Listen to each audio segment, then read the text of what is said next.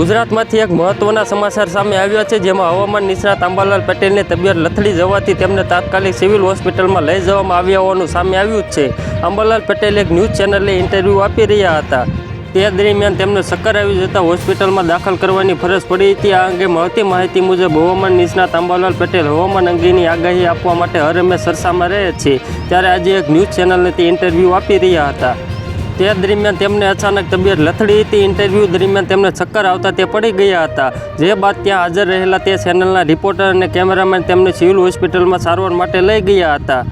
હવામાનને લઈને વિવિધ આગાહી કરનાર અંબાલાલ પટેલના નામને લગભગ સૌ કોઈ લોકો જાણે છે, તેમજ તેમને કરેલી મોટાભાગની આગાહી સાચી પણ પડતી હોય છે।